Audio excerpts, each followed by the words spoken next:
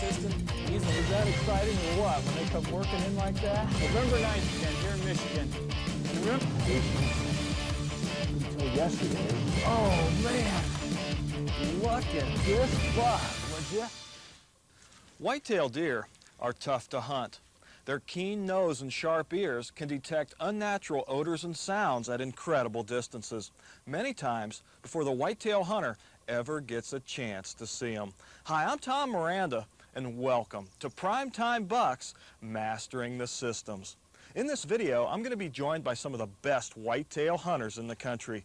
Men like Bob Folkrod, Matt Moret, Mark June, and Paul Vaz. And together we're going to discuss some of the intricate details to learning how to master the systems for whitetail success. Details like human scent elimination and odor control, setting up luring stations for whitetail bucks, learning how to grunt and call, rattle those bucks in correctly, and also locationing and patterning, trying to find the best place to hunt the whitetail deer. Plus, we're going to go on exciting hunts and see over-the-shoulder archery whitetail action like you've never seen it before. Well, let's get started and catch up with Matt Moret as he discusses patterning and locating whitetail bucks on ridge tops. gosh, what a beautiful day. Cold, mid-November morning, right in the middle of the rut. You know, we picked this stand because it's just in a great spot. I've been on this ridge before with Tom, and I've noticed there's a cornfield out to this side and a lake or, you know, a body of water on this side, and the wind's predominantly coming from this side, blowing towards the water, and it's blowing the scent of mead down across that water, and it's almost like a funnel. There's a lot of acorns on this ridge, and it's bringing the does in, and that's very important. During the rut, when the does are around you, that's where the bucks are going to be. Another thing, you know, during the rut, it's very important to hunt as long as you can. I like to try to hunt all day long, maybe come out about 12 o'clock, get a bite to eat, and get back in the stand, because you just never know when that opportunity is going to arrive for a shot. Real thick area, that's good deer cover. Deer like to be in the thick areas, but, you know, this time of year when those bucks are chasing does, once in a while they get a little stupid. Once in a while they're going to be vulnerable. They're going to come out and they're going to give you that shot. A lot of times those big bucks, they stay in this thick stuff, they stay secluded all day long until, you know, late in the evening they'll head to those fields. But during the rut, when they're chasing does, once in a while they just give you that opportunity.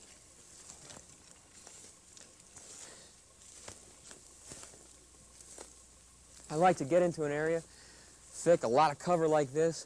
And I like to find a tree with a good background and get my stand in there. But I like to try to find a little bit of an opening to put my tree stand where I can get a shot down through this stuff. And that's where I put my stand for today's hunt.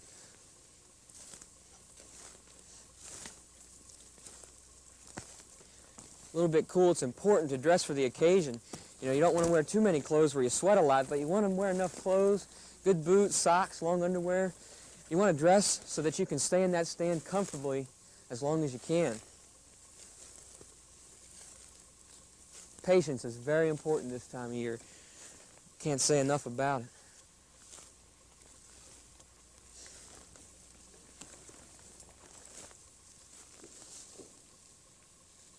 We've got a lot of deer sign up here on this ridge, a lot of deer droppings, and I saw a lot of buck rubs.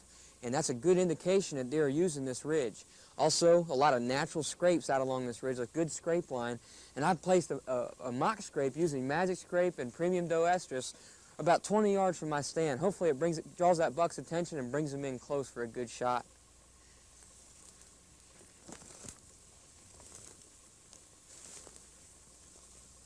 So I'm putting my bow pull-up rope here around my equipment.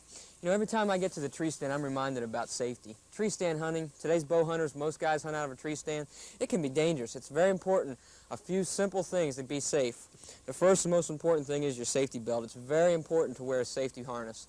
You know, you might be climbing up your tree stand, and what happens, you know, you might feel a little bit dizzy or something's wrong. You can always throw that safety belt around and just make yourself a little bit more secure. As you can see, I have nothing extra hanging on me. All my equipment's going to be pulled up. And that's very important because you don't want anything to get caught in your steps or anything else along the tree. Let's go up to the tree stand and get the gear up. First thing that I do when I get to the tree stand is I put my safety belt around there. You know, you never know what might happen. You might lose footing, feel a little bit insecure. This way you're in tight. It's very important to be safe. It's also important to try to be as quiet as you can. It's important when you're pulling your bow up. Try not to let it hit the stand. Try not to let any of your equipment make any metal sound or anything like that. Something that might disturb the deer in your area. Real quiet, get everything up here, get it hung up, get ready to hunt.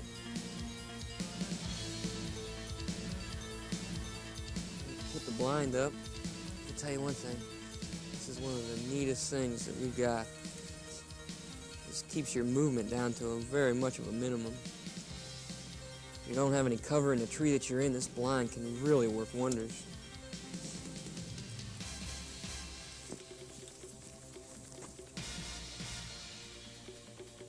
Keeps you totally hidden, you know. Deer's out there 20, 25 yards. He looks up here, he can barely see anything.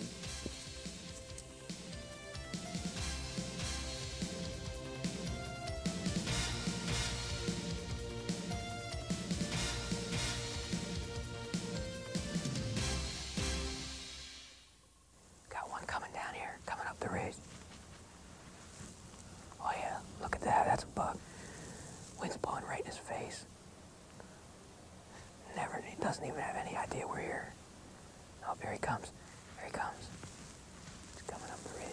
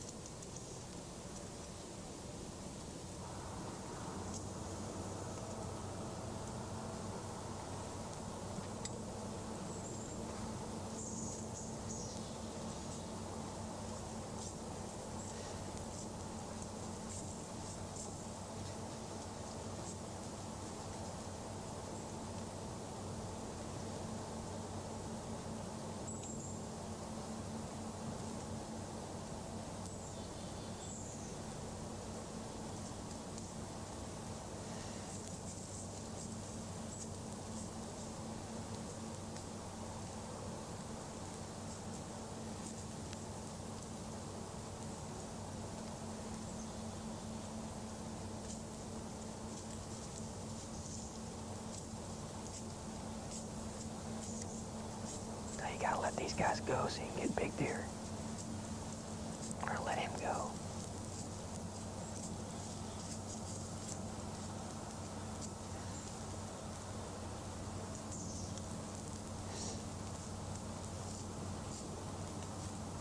Uh-oh. Good buck. Good buck. There's a good buck.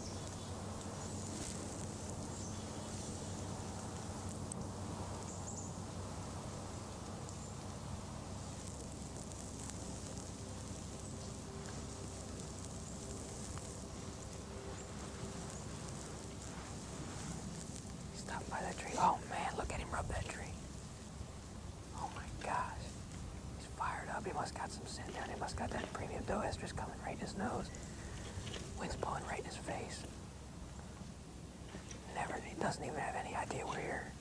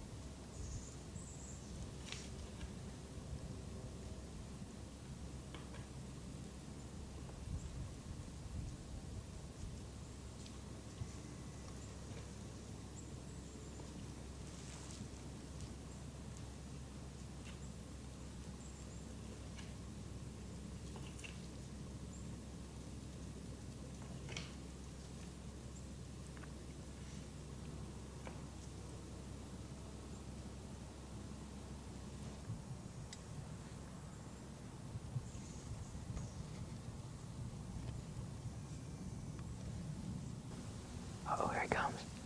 Here he comes, he's coming. Wind blowing right in his face.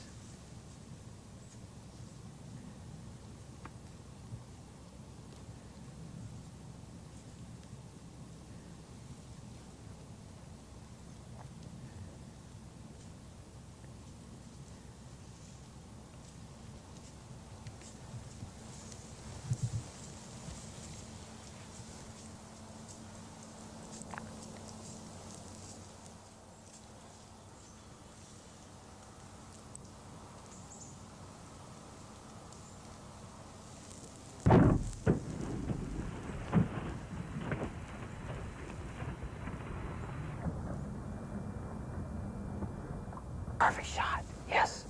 Yes. Right to the lungs. Right to the lungs. He shouldn't go very far. He stopped down there and rubbed that tree. Came up in this opening, but he stopped right behind some branches. I had to pick a hole to shoot through. When I found the hole, I took the shot and right behind the shoulder. Perfect shot. Yeah. I think he's down. Yes, he's down. He's down. All right.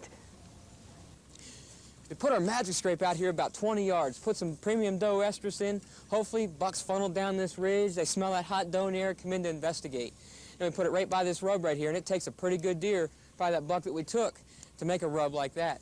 I know I got total pass-through with my arrow. Let's see if we can find that arrow. Oh yeah, right there it is. All right. Deep, dark blood. I tell you, we used the total scent elimination system. The wind was blowing right in that buck's face. He never knew we were there. Let's go take a look at that tree that buck rubbed a while ago. Man, he tore this tree up. I'll tell you, we must have been pretty close to his bedding area. It's real thick, real good cover on the other side of that hill. Gosh, that rub's almost as tall as I am. Takes a good deer to make a rub like that. I'll tell you, here during the rut, it's good to get close to the bedding area. Get on a ridge, it has a lot of food on it like this, a lot of acorns. Let's go see if we can find this guy.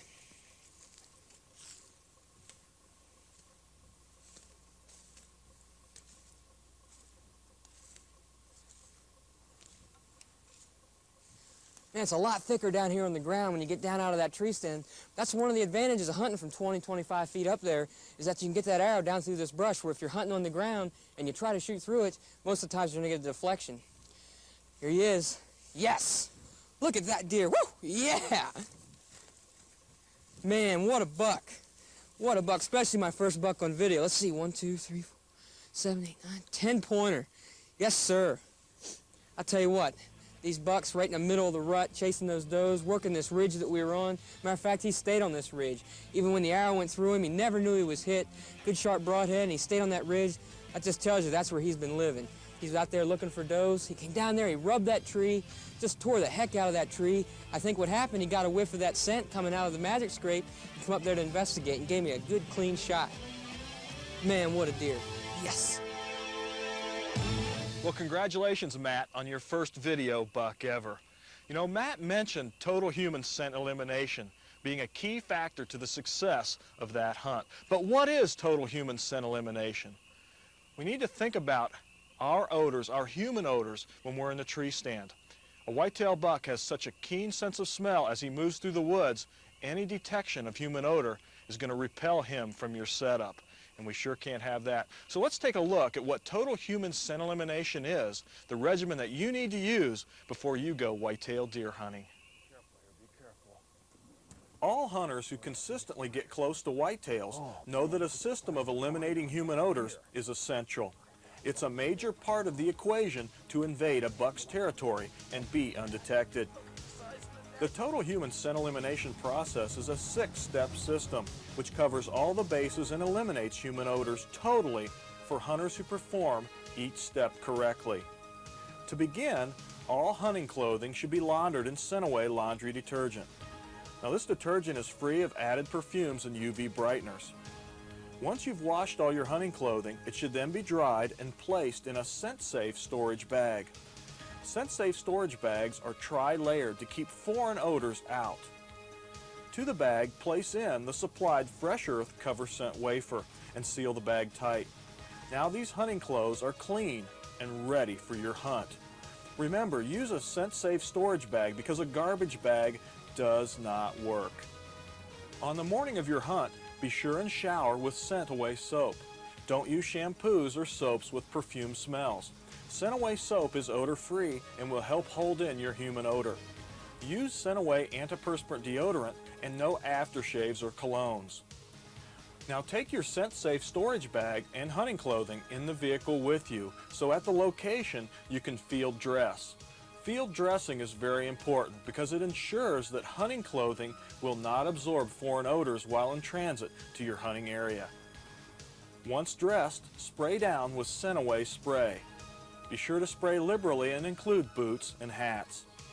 Then you want to pin on 3 cover scent wafers to clothing and use boot pads soaked with fox urine or raccoon urine. As you walk into the stand, take a direct route and avoid walking in over deer trails and brushing up against vegetation. Once in the stand, spray down with additional Scent-Away spray, and that will complete the process.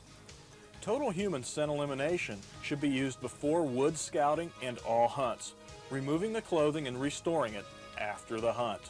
Now, it may sound like a lot of extra work, but hunters using the total human scent elimination system have incredible results, like Roy Allison of Iowa with his 193 score Pope and Young buck. Okay, I use products from Hunter Specialties, and that I use their Scent-Away soaps on all my clothes, and I use their Scent-Away shampoos, and this year and that they come out with their Scent-Away deodorant. And then I use all them products, and I try to be scent-free as possible. I have used baking soda and everything else in the past to try to be scent-free, but the Scent-Away soaps and that are a lot more convenient, and I feel a lot safer with them. I've had deer pass me and that standing on the ground and that, and never even knew I was there. And over the last 3-4 years and that, and it's just been outstanding, and that to use that and feel safe in that you're not going to leave much odor in the woods. And if that buck wasn't big enough, Mark Potts of Illinois took this monster 234 1/8 score double drop time buck using Hunter Specialties Total Human Scent Elimination System. One of the things you got to do first is you got to stay clean. And I believe in staying clean scent-free, you got to use some type of unscented soap. And the soap that I use is the Scent-Away, Hunter's Specialty Scent-Away, which I refer to as a green soap. When I need soap, I say, honey, go to the store and pick me up some green soap. I need some green soap for hunting, which I keep, you know, in my camper, I keep in my locker, I keep everywhere, you know, to prepare me before hunts. So that's one of the things I do to stay clean, is use the green soap. Well, now that we understand the regimen of total human scent elimination, we need to catch up with archery whitetail expert Bob Folkrod.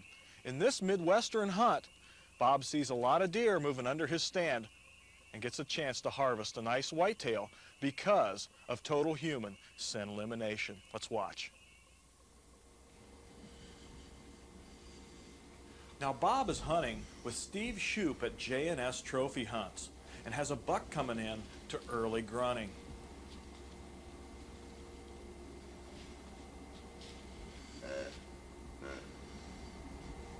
This buck here is just out of bow range for Bob.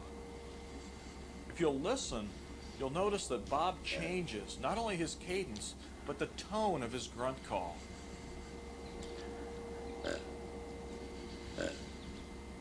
I think this is something you need to keep in mind when you're using a grunt call in the woods. Sometimes a little bit different tone can be just what the doctor ordered. Now these deer are feeding on acorns in this oak flat. Steve Shoup is really well known as providing some of the best whitetail habitat and hunting for just about any outfitter in the Midwest.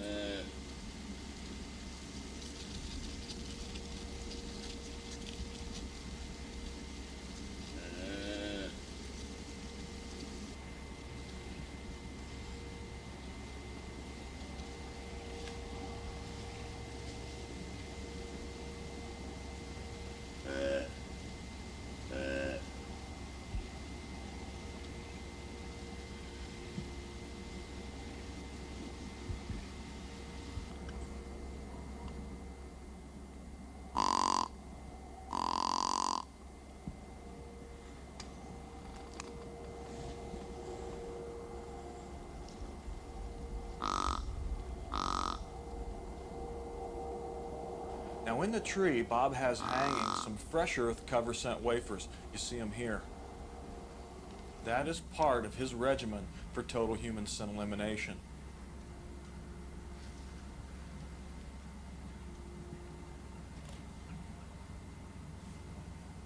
We've got another deer coming in.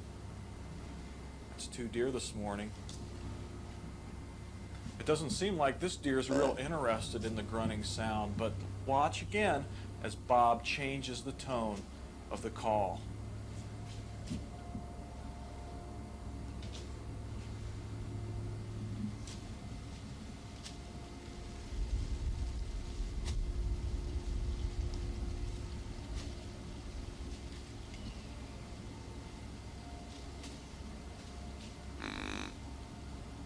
There it is.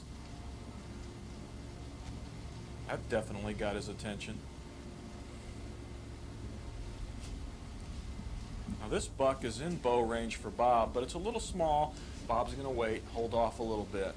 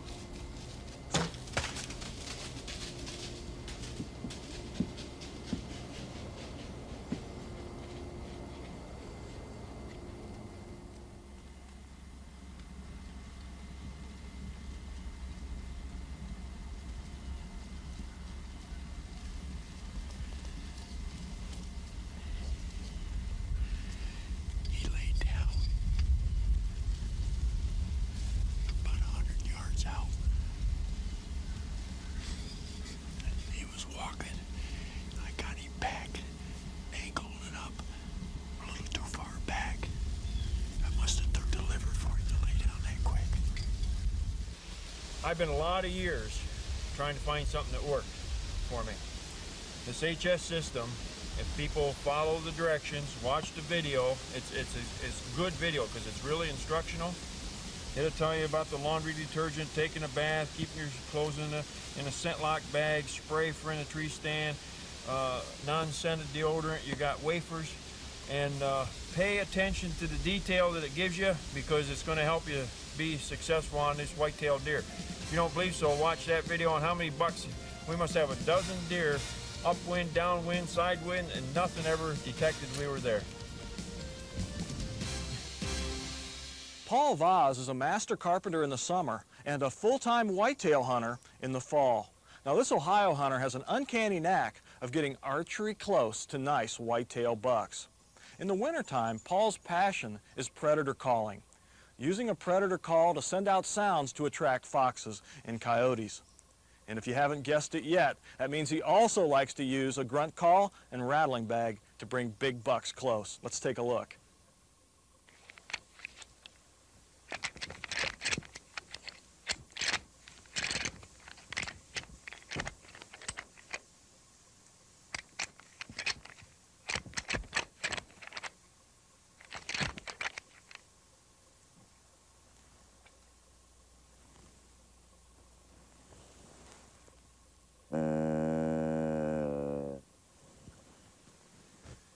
I know there's a lot of you out there who are actually intimidated by using a deer call, but I'm here to tell you it can not only enhance, it can make your deer hunting super slam interesting. A big point when using your deer call is the word assume. Now when you and I walk up to each other, we say hi. We get that instant feedback with hello. When we use a deer call, we have to assume every call is heard by a deer. So we don't get that instant gratification by seeing that deer right off the bat. And a lot of times, 9 times out of 10, we call too much. Now what I've got here is your basic deer call. In fact, this one can be made into 4 different calls by moving this little rubber band up and down the reed. We've got a setting at fawn, doe, young buck, and mature buck. And I'm going to show you how each one of these work. We've got a mature buck right here. I keep the call close to my body. My voice is very deep as I blow through the call, producing a real deep growl, gruntal sound. Now I'm going to move this up to a young buck, and you'll hear the difference here. This is a younger buck, just a little higher pitched. Now we'll move it all the way up to a doe.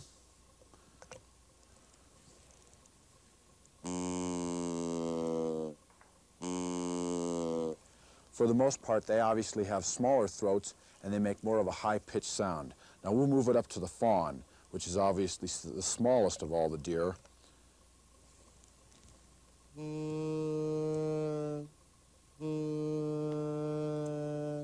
Notice how I open my hand up. It's almost like a horn presenting the sound to the outdoors, to the wooded area. We want to call to the deer and opening our hand up, presenting the call to them. When I start my calling sequence, I automatically keep my audible low or volume low, not knowing exactly what's out there. Just because I can't see it, it might still be able to see me. Keep the volume low. And also, if there is a deer in your area that you can see, try not to call too much because their hearing is so directional, they'll pinpoint you and pick you right out and gone they are. But if you've got one in your area who doesn't seem to be too interested, or maybe he's working a scrape or a rub and he isn't quite coming over close to you, you can use a real low volume call just to communicate with him, not too much, maybe let him know that you're there, and he may come over and investigate. That's all you need to get a shot. As I go through my checklist right now, I'm reminded of a story when I got all the way to my tree stand and then remembered I forgot my release. So what I've done is I've packed all my stuff in one location, whereas before I might have it in 3 or 4 different pockets, not knowing exactly what I had. This mag pouch seems to work fantastic for me. It houses everything I need, and everything I need in here has a place and a purpose in the woods. I've got my release, and in this front pouch, I carry my camouflage paints, a couple of different lures I carry with me, my tree stand trail markers, which can be seen with a little flashlight in the dark, and I move up to this pouch, my all-important scent away spray, which I use liberally all over me, my head net or face shield. I've also got an extra pair of camouflage gloves. How many times have we lost a camo glove in the woods and you never find it? This main pouch, I got my set of knives, which of course we hope we use. I've got my all-important rattle bag with me. I've got an equipment puller for the tree. This is all important also. It pulls my equipment up into the tree, such as my bow or any of this mag pouch or whatever, once I'm into the tree. Very safe. This also has my Red Fox urine, which I'm putting on my boot pads. That all fits neatly into one pouch, which straps around my waist. It's compact. I can slide it around my back. I can release it when I get to the tree and hang it in the tree. Everything's there. I know what I've got. I've gone through my mental checklist before I leave the truck. So when I walk away from the truck, it's not just a bow and arrow that I'm carrying. I've got all my equipment right here.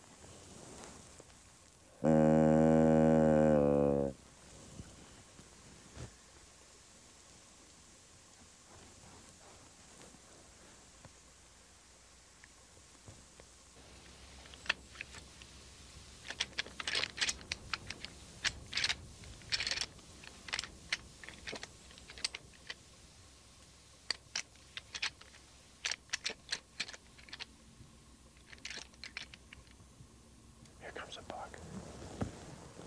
Oh, come on, baby, come this way.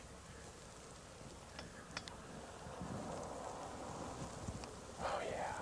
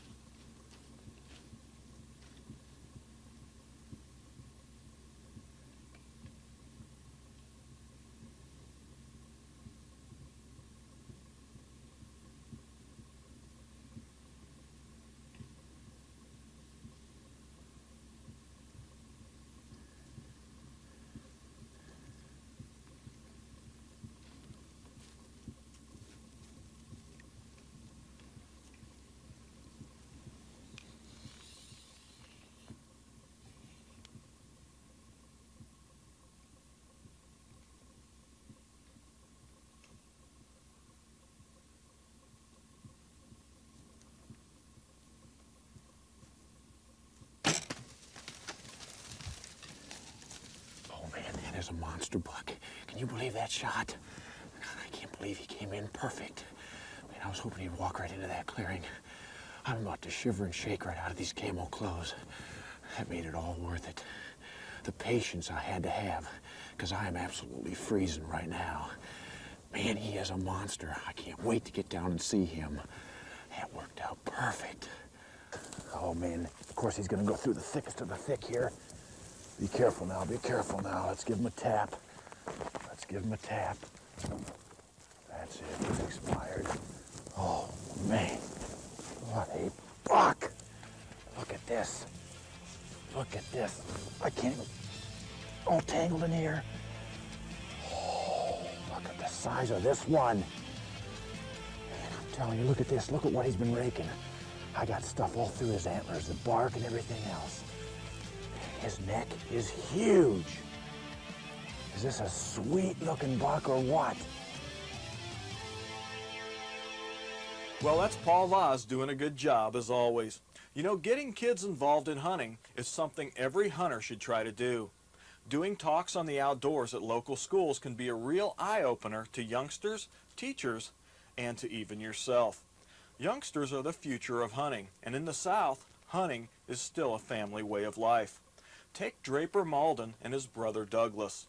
These Mississippi hunters learned hunting from their father and spend nearly every hour they can before and after school enjoying the outdoors and hunting. And they're getting pretty good at it. Here, Douglas has a doe spotted, moving in close to a stand site he selected. With liberal limits of a deer a day during season and a TV camera in the tree with him, Douglas has decided to take the shot if the doe comes in close out of the bush. Harvesting a doe in most instances is good for local deer populations. Where many hunters wouldn't waste their tag on a doe, these boys have learned that it's not so macho to always shoot a buck, and that does are challenging too. It's these ethics that make good hunters great hunters and role models for other outdoorsmen. But you know, there's just one other rule in hunting, and that is don't have your deer field dressed and mounted before the shot, because anything can go wrong, even at 12 yards. Swartz Creek, Michigan's Mark June is no stranger to cold weather and has mastered the system to using lures late season for bucks. Well, how about this for deer hunting? You know, some of you in parts of the United States might not recognize what snow cover looks like, but I tell you, this is my favorite time of year to hunt whitetails, because this snow is just a signpost and a marker. I got tracks all over here, and I'm following deer tracks into an area that I'm going to hunt. It's just a bunch of fun to see the story unfold here in the snow. We've got a couple inches of white stuff, and it's just pretty anyway. Beautiful day. Come here and follow me. Let me show you what I'm going to do to set up on the whitetails here in the snow. The bucks have been moving in an area over here about 20 to 30 yards in this thick stuff. We're moving through right now a thicker vein over to an area that I want to talk specifically about cold weather lure usage. It is a lot different than maybe what many of you have done. Many of you start to use lure early in the season when the weather's mild. Cold weather is entirely different. Fact, you've got to be more aggressive in the way you use lures, and you've got to be more creative. And by that, let me just bring up trapping here for a second, my background. Trappers know when the weather gets cold, it shuts lure down, so you've got to use louder stuff. They call it call lure, and I'll put it out here in a minute, and I'll show you what I'm talking about. But we use call lure in conjunction with our gland lure or urine-based lure at a mock scrape. It's a complete system. Call lure, mock scrapes, urine around the area. Hey, we're fighting cold weather, which tends to shut lures down. We've got to use more of them, or it just doesn't matter. Bucks universally check scrape areas from downwind, almost universally. Does do the same thing. They filter down there, they look the area over, they're looking, listening for signs, for danger, whatever, and they're looking this way. Now by call lure, like 2-Drop Supreme, this stuff is punchier, it reaches out further, and you need it when the weather turns cold. I'm just going to dip this in here, just going to say, hey, that smells pretty darn good, okay? And I'm going to put this on 2 or 3 different locations, and this is going to reach out for me, but I still need that urine product and that mock scrape for visual factors around my setup. It gives the deer something to work towards and end up at when I'm trying to take a shot. Keeps their mind off of me, too, when they're working into the scrape setup. You know, the temperature today is about 12 degrees, I guess, wind chill of about 0. Stuff is crunchy, as you can hear. And this is a good area here. We're getting into what we need, which is overhanging branches. I've got one here. I'm going to pull this one down a bit, break it off a bit. I just want something for that buck to play with. We've all seen them, how they just like to stick their nose up here, rub their antlers. They deposit their own gland scent and smell on these branches. You need an overhanging branch. Now I'm going to take these 2 right here, probably do another one over here, and this is going to surround. Again, my call lure is behind me, reaching out. Downwind, stand down here. This is my mock scrape area. So I'm going to go ahead, kick out a scrape. Now on these mock scrapes, again, we made them big, and we're going to shake out a product that's got tarsal gland, it's got some urine in it. We're going to put some urine here. And it might seem like overkill to you. You're saying, Mark, we're using a lot of different products here, buddy, but it's needed. And if you're going after the majority of the deer in your area, hey, you've got to give them 2 or 3 different reasons to visit this area. If you think you can just put one thing out and expect all the deer to visit it, well, it's just not going to happen. So I try to hedge against those odds and give them a lot of different reasons, a lot of different things to investigate when the weather turns real cold like this. Mock scrapes, call lure. Let's go look at my setup, downwind again, of all of this. Okay, now I'm brushing out my tracks all the way to my tree stand, just trying to kind of obliterate the fact that I've even been here wearing rubber boots, trying not to leave a bunch of scent. And here we are at the tree. Stand up here, and all of the lure and all of everything I've done is upwind of where we're standing right now. Wind is in my face, coming from the west here actually today, as it normally does in this area. And everything I've got is about 25, 30 yards this way, right upwind. And the plan is for deer to catch wind of that call lure, which I've just put out, and hopefully work by the setup. They get in here as they're, in fact, I can smell that call lure standing right here, and heck, deer could smell a lot better than I can, so they could smell it a heck of a lot farther away, and that's the plan. As they work in here, they catch a whiff of that gland lure, that urine, and they continue to work and mill around here, and hopefully I get a good shot. Now this is going to look unusual because you aren't going to put any deer lure out in the middle of a pond, but if it rains or when it snows, everything gets wet. Not this wet, but we're going to show you something that's going to be really neat. This is dirt that I just took off of the side. Now if you were going to make a luring station and you wanted to get the lure close to the ground, you're going to want to put it down low or on the ground, maybe make a mock scrape. This is the dirt we're going to be able to use. Now if we were to put lure right on that dirt, it's going to soak into it and it's going to be hard for that lure to reach out. What I've got here is Magic Scrape. And what this does, it's a mock scrape in a bottle. Look at this, I'm going to pour it right on the ice here. It's just dirt. No, it's a secret dirt. Let me show you. I'm going to grab a spoon, and we're going to take some of the soil that we'd be making a mock scrape with, and we're going to put it right down through the ice. It's cold out here. 1, 2, 3, 4, 5. That's a hard rain, but look at that. It's mud. That's what's going to happen to your lure. We can't have that. And if that freezes, no lure smell is going to get out. But look at the Magic Scrape. We're going to take that, we're going to put it in the water here. 1, 2, 3, 4, 5, 6, 7, 8, 9, 10, 20, 30. Look at that. It works like magic. What this does is this is a lure applicator situation. Low to the ground, we can put lure right on this, and it's going to stay there, and it's going to dissipate out. The smells are going to get out on the currents, stay low to the ground, and bring deer right in. We can make a mock scrape with this, and we don't have to worry about the weather. In climate weather conditions, you need to use products like this. It's going to help you be more successful. That doe's on the move, and that buck's right behind her. They're out there about 120, 130 yards coming through. I'm gonna put these binoculars away. I think they might be moving this way this time. I am frozen. Yep, they're moving this way. I'm gonna take this glove off too. Come on, baby, come on. I'm gonna get serious now. I think they're headed this way, finally up this ridge.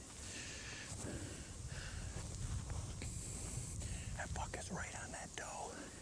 He is not leaving her. We've got a courtship ritual. Stand up and get ready. Knock an arrow.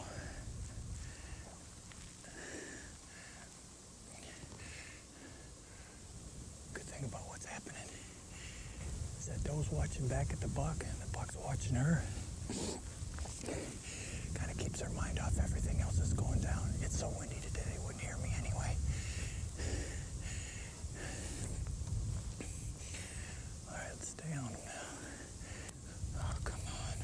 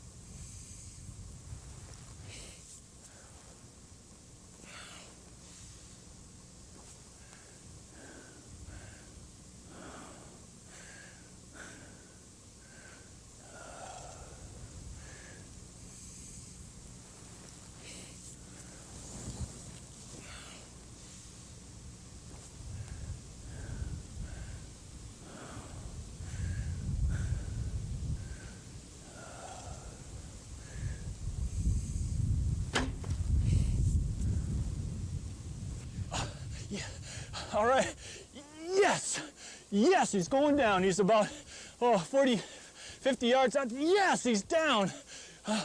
Oh man, if it looks like I am cold and stumbling on my words and chilly, it is because I am frozen to death courtesy of this, probably -1 wind chill. He is down. And the only reason we're staying out here in this vicious weather is because it's 10:35 right now, and I have been watching that buck chase a doe back and forth through this patch of woods since early this morning. The last 2 hours, I've seen him 3 different times. He's too far, couldn't get him. Finally, the doe works back through. He's chasing her, not paying attention to anything, and wham, I nailed him. Oh, yes. 9, 10.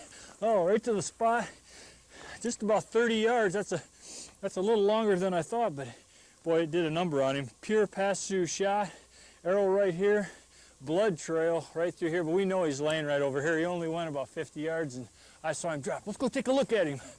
Oh, isn't this a beautiful day in the snow? Oh, oh, here he is over here. Woo, yes. I'm hot. Oh, look at this blood trail. The muzzy did the job. Oh, he is down for good.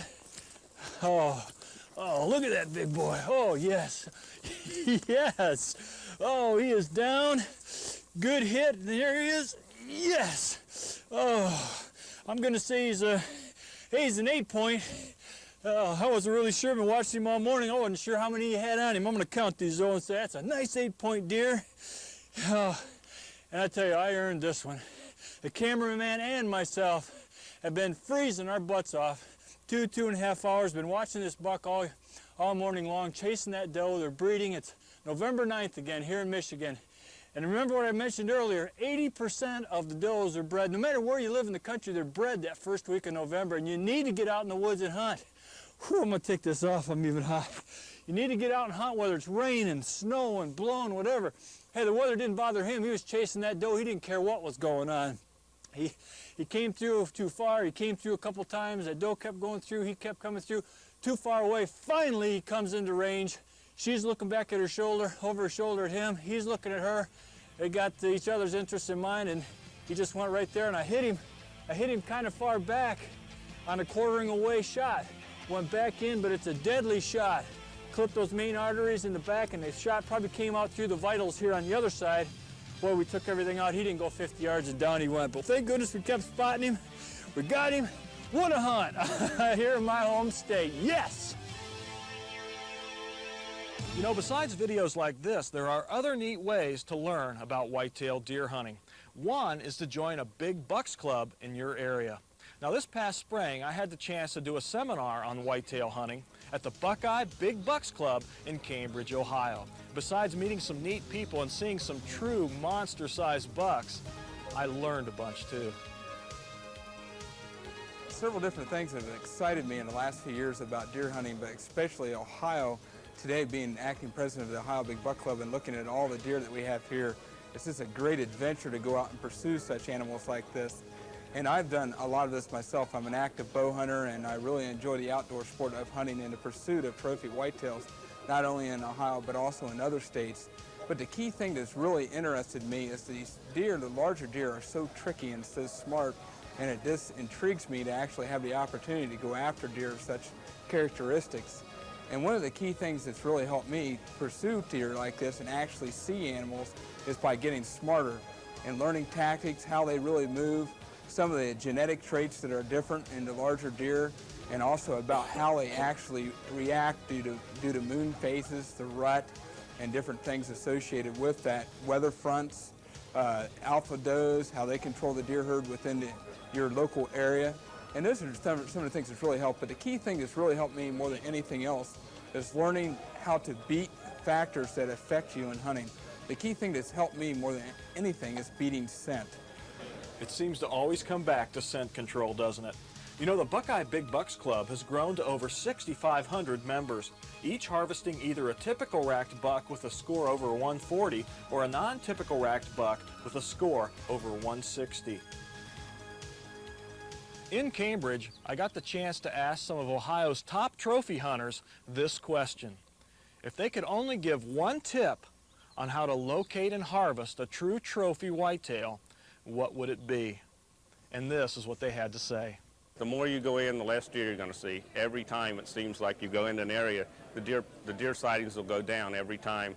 So there's two things that I did to change that a lot. One of them being a lot more scent conscious, using soaps and laundry detergents and scent eliminators more than using cover scents. The other thing that I think was more important than ever, I used to go in and go take a map of an area and see it was maybe a mile square block, and I used to think, well, I'll be a macho man and go to the middle of it. And I think that was becoming a big mistake because I was going in too far. And now if I had one clue on not spooking these big bucks, it would be to study the area and find out the easiest way to get in, either slip in a logging road or go in a logging road and only be off to that thing maybe 100, 150 yards or less on the edge of that bedding area. Keep the scent to a very minimum and sneak in and sneak out and not necessarily go in a mile. I mean, it may be a mile block of woods, but just hunt the edges of it, and I think you'll increase your odds considerably. I guess in the last 4 or 5 years, I've been doing a little bit of my own research on first-time in spots. I've had the fortunate being able to be at checking stations during October and November, and when a good deer comes in, 140 class, 150 class, whatever, I like to ask the guy a bunch of questions, but the main question I think I asked him is, was it the first time that you hunted that particular spot, or stand, or blind, or the second time? And I think more than once, and probably closer to 90% of the time, it's almost always the first time they hunted that stand or that spot. A lot of times it's the second, hardly ever is it the third time or more. I think what we're getting at is even if you don't realize that you're letting on to these deer, just being in this area, leaving your scent, leaving whatever, I think really tips them off, and I think you really got to bounce around from spot to spot. Even if you're on the same farm, you know, you might want to hunt the opposite end of the farm or whatever. Just keep bouncing around, keep mobile, and I think your sightings will be way up from normal. You know, even with tips from the experts, sometimes a hunt can be over before it gets started. Like this hunt, where I bump into a buck after leaving the stand because I got cold. Once I saw this deer, things really warmed up. He's really looking this way hard. His head's down, he's moving.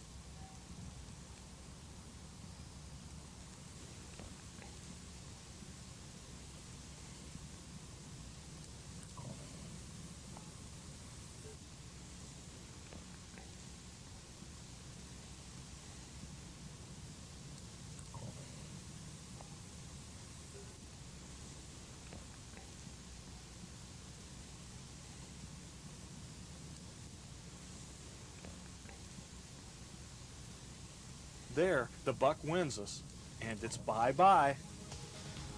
One place you can hunt whitetails if you enjoy cold weather is Canada. Ron Nemechek's North River Outfitting Service in Alberta is world-class and combines rut hunting with the biggest bucks found in North America. Hunters sit in heated blinds overlooking alfalfa baits in 20 below zero weather. And in rut, you will see deer, does, small bucks, and yes, big bucks. Canada whitetails tend to have bigger mass in their antlers and larger body size than their southern counterparts. Mississippi's Doug Malden is hunting with Ron and has been watching his alfalfa baits for several days. Small bucks, does, and coyotes have been in the area, but not the Canada-sized whitetail Doug would like to see. Until this evening's hunt. Let's watch. Is that the same deer?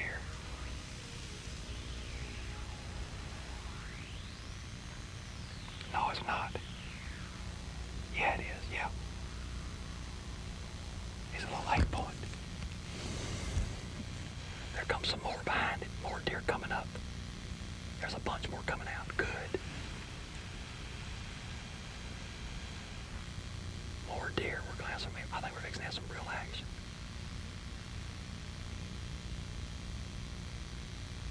Yeah, that's good. More deer coming out. Great.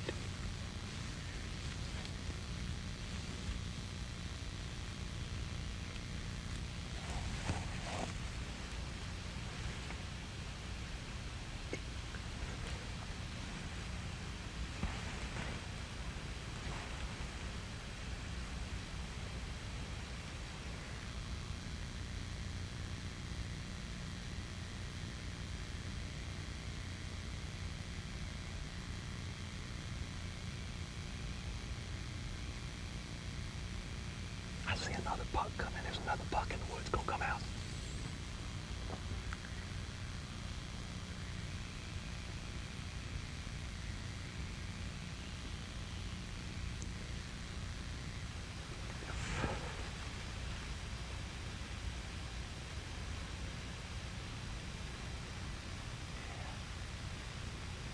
What do you think?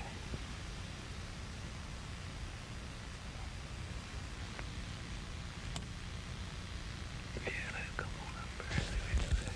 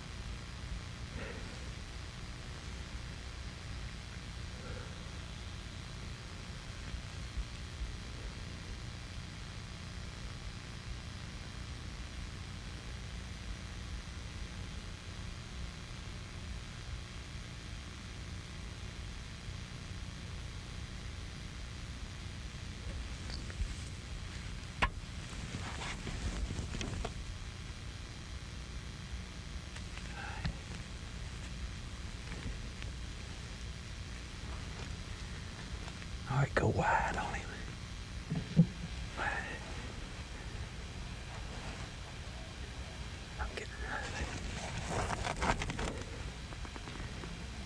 You ready? I'm getting ready to shoot the one on the left.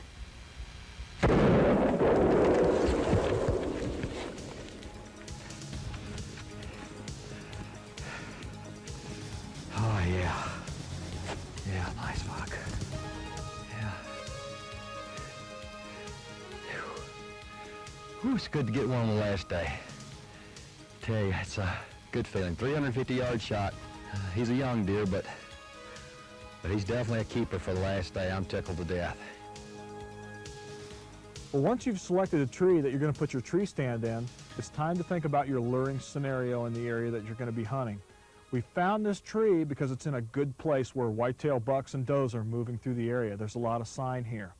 We need to think about the prevailing wind direction, or the way the wind blows most of the time. In this area, it blows from the west, which is that way. So that means most of the time the wind will be blowing this way. 8 out of 10, or 80% of the whitetails will approach your stand from the downwind side. Downwind being east. They're going to come this way, okay?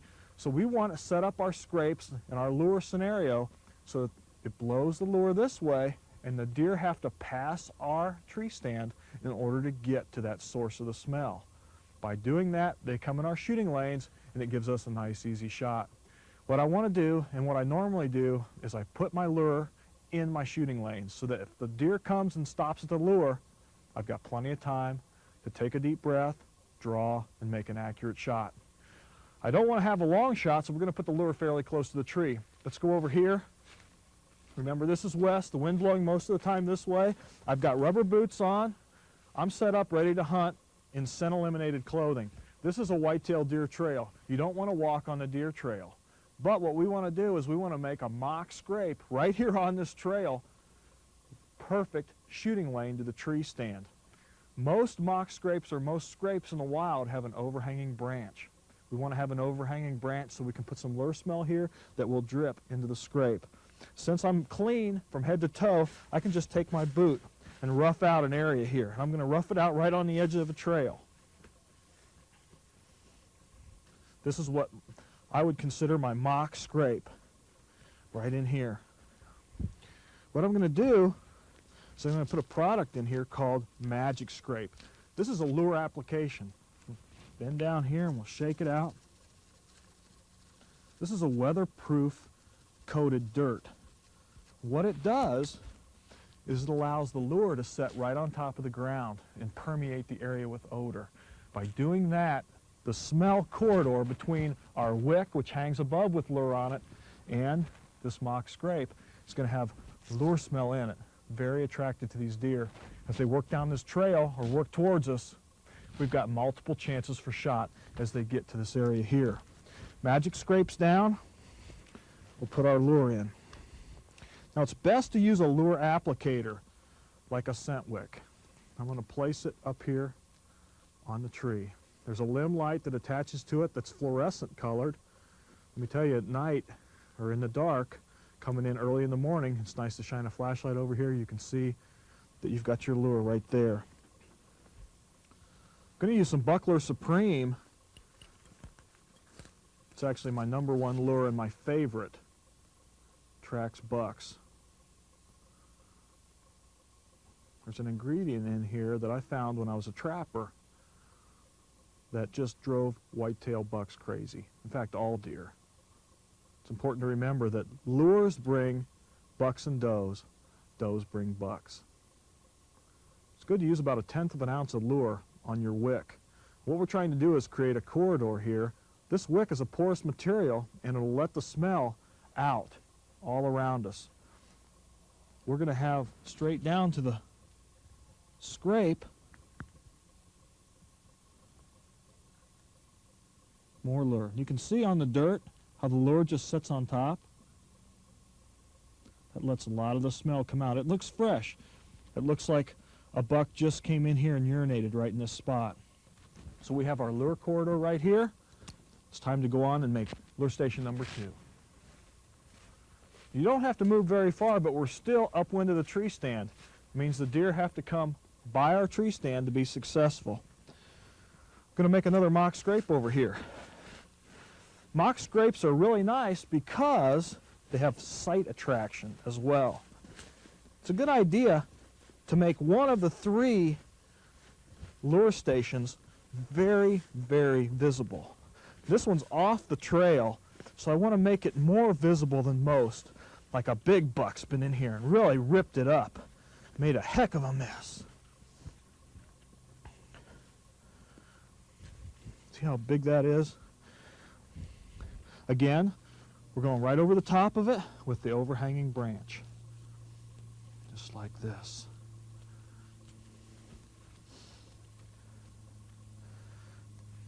Again, shooting lane. I'm only 10 yards from the tree stand. Now you could use a different lure here if you wanted, but I prefer to use my Buckler Supreme. I'm going to use a different lure on the downwind side here in a minute. Remember, 1/10 of an ounce. Spread it on that wick good.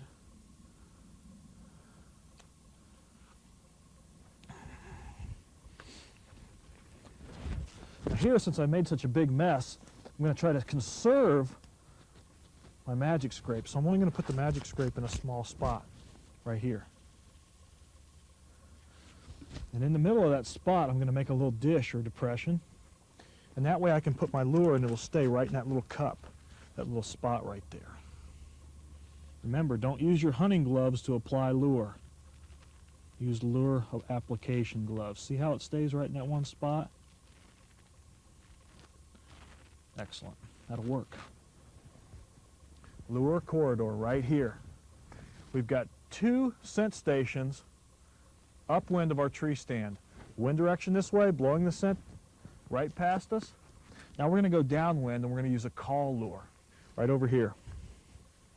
What a call lure is, it's a higher concentrated lure that will reach out farther.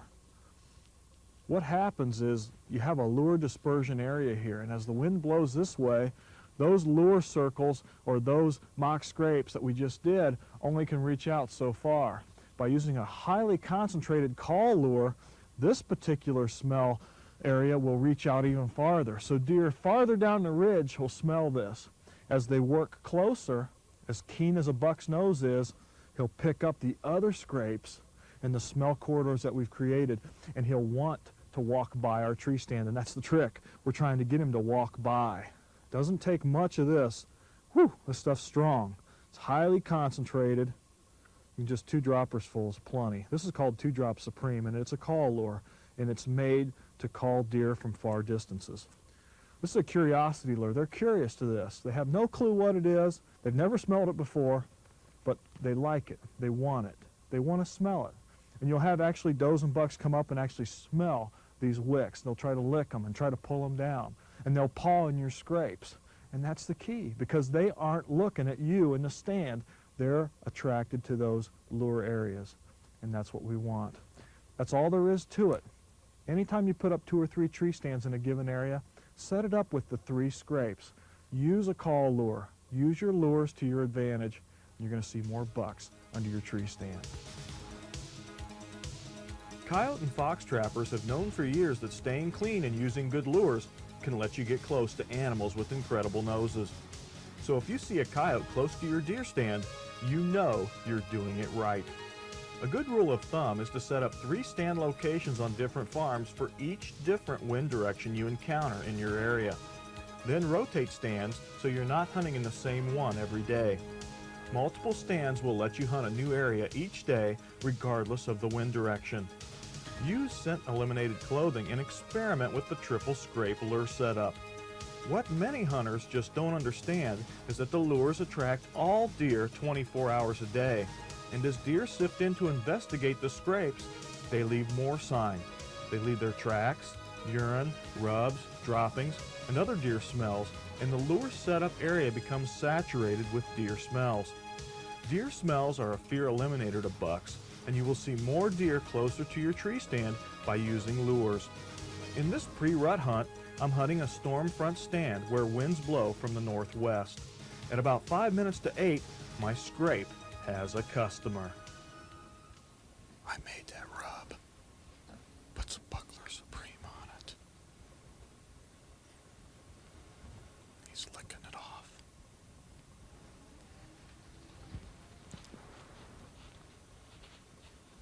Here he comes. He's coming over to the scrape. He's got his nose right in the scrape.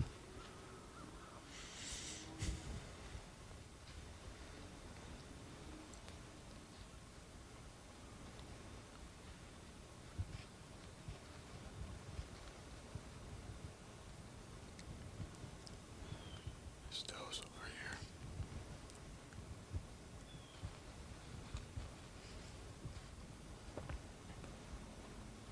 Coming right into the scrape too.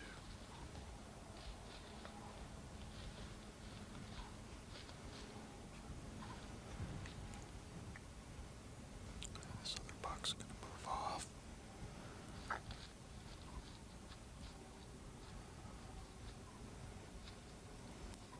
These does, they really like this lure. Buckler Supreme brings in all kinds of deer.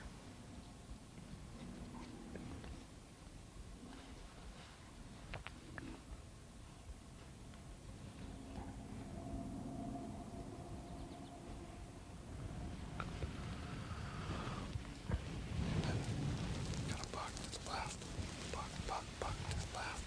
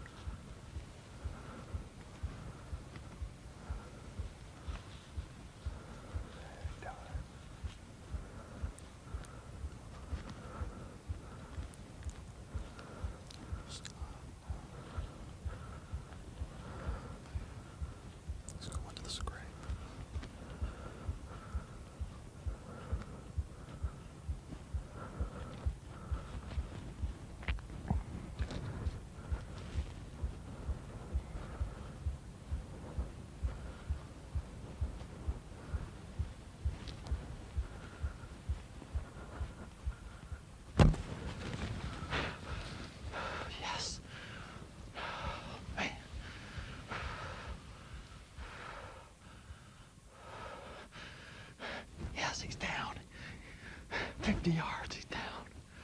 Oh man, did you see him work in here through that thick stuff? Right down in here off my left. Oh, I was at full draw at least a minute. I was gonna shoot him right when he came out from behind that tree, but there was all that clutter. And then he quartered toward me, and it's not a real good shot. And then he went broadside of me, and I'm left eye dominant, so when he went broadside of me, I kind of lost him in the sights a little bit there. And then he quartered toward me, came up here, was kind of alert. He was getting closer to downwind, and then turned as he quartered away. Perfect quartering away shot, right through the heart. Not very far. Boy, look at this rub over here. Nice rub. Heck of a rub. Oh, man. Look at this buck, would you? That is exciting when they come working down in there. That 3-scrape setup is the hot setup. He was unalerted. He come right around. That's what scent elimination does for you. But that 3-scrape setup with that Buckler Supreme, that's the way to go, and you get bucks like this. Primetime Bucks. This video has been about mastering the systems, and that's what you need to do. You need to practice and concentrate on all the different strategies for your whitetail deer hunting. For the entire Hunter Specialties Whitetail Pro staff, I'm Tom Miranda, reminding you to take a kid hunting and always be a conservationist. Enjoy the great outdoors. We'll see you next time on another Hunter Specialties whitetail video, just like this.